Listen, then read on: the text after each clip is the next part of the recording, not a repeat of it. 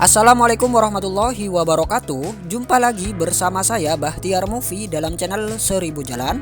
Baik teman-teman, pada video kali ini kami akan memberikan informasi terbaru terkait pendaftaran seleksi P3K Guru tahun 2021, yaitu mengenai nilai ambang batas seleksi kompetensi dan juga penambahan nilai kompetensi teknis. Nah, jadi buat teman-teman simak terus video ini, dan sebelum lanjut seperti biasa kami ingatkan kembali buat teman-teman yang masih belum subscribe ke channel ini, teman-teman subscribe terlebih dahulu dan tekan tombol loncengnya agar nantinya teman-teman selalu mendapat informasi-informasi terupdate terkait pendaftaran seleksi P3K ini. Baik teman-teman, kita langsung saja. Nah, ini dia teman-teman nilai ambang batas seleksi kompetensi yang mana ini diatur dalam peraturan Menpan RB nomor 28 tahun 2021. Kita lihat di sini nilai ambang batas seleksi kompetensi pasal 27. Nilai ambang batas pada seleksi P3K jabatan fungsional guru tahun 2021 terdiri atas yang A, nilai ambang batas kompetensi teknis. Nah, jadi yang pertama ini adalah nilai ambang batas dari kompetensi teknis. Nah, jadi untuk kompetensi teknis ini jumlah soalnya antara 80 sampai dengan 100 soal teman-teman, dengan pilihan ganda berjumlah 5 yaitu A, B, C, D, dan E. Dan jika benar maka teman-teman akan mendapat poin, dan jika salah maka teman-teman akan mendapat non. Nah, jadi kompetensi teknis ini merupakan submateri yang paling besar bobotnya teman-teman, yaitu 60% dari submateri yang lain.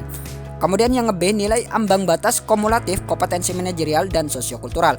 Nah, jadi bagaimana caranya nanti teman-teman antara kompetensi manajerial dan sosiokultural jika dijumlah ini memenuhi passing grade ataupun memenuhi nilai ambang batas yang sudah ditentukan. Nah, untuk kompetensi manajerial ini pilihan ganda teman-teman A, B, C, D, dan masing-masing opsi jawaban ini ada bobot nilai tersendiri yaitu 4, 3, 2, dan 1. Kemudian untuk yang sosiokultural ini pilihan ganda berjumlah 5 teman-teman A, B, C, D, E. Dan juga masing-masing opsi jawaban ini juga memiliki nilai tersendiri teman-teman yaitu 5, 4, 3, 2, dan 1. Kemudian yang ketiga yaitu nilai ambang batas wawancara. Nah, jadi ternyata tes wawancara ini juga memiliki ambang batas atau nilai passing grade teman-teman. Nah, ini berbeda dengan hasil rapat yang kemarin teman-teman, yang mana hasil rapat Zoom meeting kemarin passing grade wawancara ini tidak ditentukan, hanya untuk menambah nilai akhir dan dapat dipergunakan oleh instansi pengguna untuk menggali dan mengkonfirmasi kembali integritas dan moralitas peserta. Dan peraturan Menpan RB yang terbaru ini untuk tes wawancara ini juga ada nilai ambang batasnya teman-teman, atau ada passing grade-nya.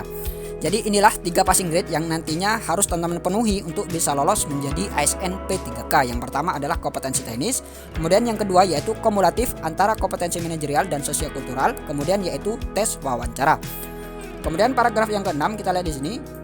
Penambahan nilai kompetensi teknis. Nah, jadi ini adalah bonus atau afirmasi ataupun tambahan nilai yang diberikan oleh Kemendikbud. Kita lihat di sini pasal 28 ayat 1, kompetensi teknis diberikan penambahan nilai dengan ketentuan sebagai berikut. Yang A, pelamar yang memiliki sertifikat pendidik linier dengan jabatan yang dilamar dapat nilai paling tinggi sebesar 100% dari nilai paling tinggi kompetensi teknis. Nah, jadi ini tidak berubah teman-teman, tetap yang mana peserta ataupun pelamar yang memiliki sertifikat pendidik yang linier ini mendapat nilai paling tinggi yaitu sebesar 100%. Kemudian yang B, pelamar yang berusia di atas 35 tahun terhitung saat melamar dan berstatus aktif mengajar sebagai guru paling singkat 3 tahun secara terus-menerus sampai saat ini berdasarkan data Dapodik mendapatkan tambahan nilai sebesar 15% dari nilai paling tinggi kompetensi teknis. Nah, jadi ini tetap teman-teman. Nah, jadi buat pelamar yang berusia di atas 35 tahun ini sudah resmi mendapat tambahan atau bonus poin sebesar 15% dari nilai maksimal kompetensi teknis. Kemudian yang C, pelamar dari penyandang disabilitas yang sudah diverifikasi jenis dan derajat kedisabilitasannya sesuai dengan jabatan yang dilamar mendapatkan tambahan nilai sebesar 10% dari nilai paling tinggi kompetensi teknis. Ini juga sama, penyandang disabilitas juga mendapat afirmasi sebesar 10%.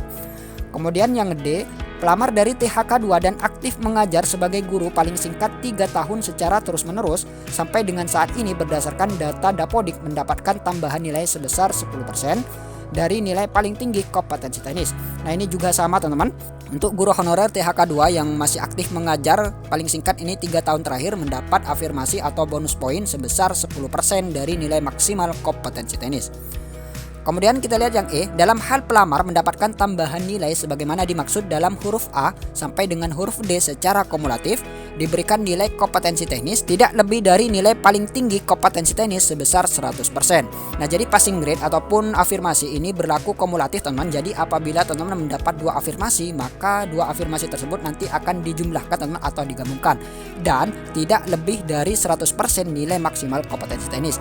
Dan jika teman-teman sudah memiliki sertifikat pendidik dan juga teman-teman masuk dalam kategori usia di atas 35 tahun, maka ini kan tidak bisa dijumlahkan teman-teman. Jika dijumlahkan ini kan lebih dari 100% nilai maksimal kompetensi teknis. Jadi terhitung tetap 100% nilai kompetensi teknis dari sertifikat pendidik tersebut. Jadi yang di atas 35 tahun ini tidak dihitung karena sudah 100% teman-teman, yaitu tambahan nilainya 100% dari maksimal kompetensi teknis. Jadi intinya tidak boleh lebih dari 100% maksimal kompetensi teknis. Jadi seperti itu. Kemudian yang nomor 2, penambahan nilai sebagaimana dimaksud pada ayat 1 huruf A diberikan sesuai dengan jabatan yang dipilih pada masing-masing seleksi kompetensi. Nah, jadi ini sesuai dengan jabatan yang dipilih teman-teman pada masing-masing seleksi kompetensi. Kemudian yang nomor 3, penambahan nilai sebagaimana dimaksud pada ayat 1 diperhitungkan sebagai nilai awal pada masing-masing seleksi kompetensi dan termasuk sebagai komponen penentu terpenuhi atau tidaknya nilai ambang batas kompetensi teknis pelamar. Kemudian kita lihat paragraf yang ke-7, ini adalah seleksi kompetensi pertama. Pelamar untuk seleksi kompetensi 1 hanya diikuti oleh pelamar dengan kriteria sebagai berikut, yaitu guru THK2 dan guru non-ASN yang terdaftar di Dapodik. Nah, jadi ini dia teman-teman yang berhak atau yang bisa mengikuti ujian seleksi P3K di tahap pertama. Kemudian poin yang nomor 2, pelamar sebagaimana dimaksud pada ayat 1 memilih kebutuhan P3K dengan ketentuan sebagai berikut. Dalam hal kebutuhan P3K tersedia di sekolah tempat pelamar mengajar saat ini, pelamar wajib mendaftar di sekolah tersebut selama sertifikat pendidik dan atau kualifikasi pendidikan sesuai. Nah, jadi buat teman-teman yang di sekolah tempat teman mengajar saat ini membuka formasi yang sesuai dengan sertifikat pendidik atau kualifikasi pendidikan, maka teman-teman wajib mendaftar di sekolah tersebut.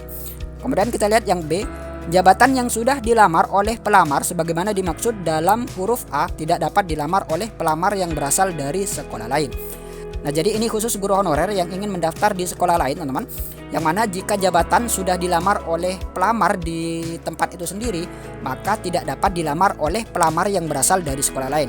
Nah, jadi intinya guru honorer tidak bisa melamar ke sekolah lain yang sudah ada pelamarnya. Jadi seperti itu untuk poin yang B. Kemudian yang C, dalam hal kebutuhan P3K tidak tersedia di sekolah tempat pelamar mengajar, pelamar dapat mendaftar di sekolah lain yang masih tersedia kebutuhannya. Nah, jadi teman-teman bisa mendaftar ke sekolah lain yang masih tersedia kebutuhannya. Kemudian poin yang ketiga, pemilihan jabatan sebagaimana dimaksud pada ayat 2 huruf C dilakukan dengan ketentuan sebagai berikut. Bagi pelamar yang mengajar di sekolah pendidikan anak usia dini, taman kanak-kanak, sekolah dasar atau sekolah menengah pertama dapat melamar di antara pilihan bentuk satuan pendidikan tersebut di wilayah kabupaten atau kota tempat pelamar mengajar pada mata pelajaran yang sesuai sertifikat pendidikan dan atau kualifikasi pendidikan pelamar. Kemudian yang B, bagi pelamar yang mengajar di sekolah-sekolah menengah atas, sekolah menengah kejuruan, atau sekolah luar biasa dapat melamar di antara pilihan bentuk satuan pendidikan tersebut di wilayah provinsi tempat pelamar mengajar pada mata pelajaran yang sesuai sertifikat pendidikan dan atau kualifikasi pendidikan pelamar.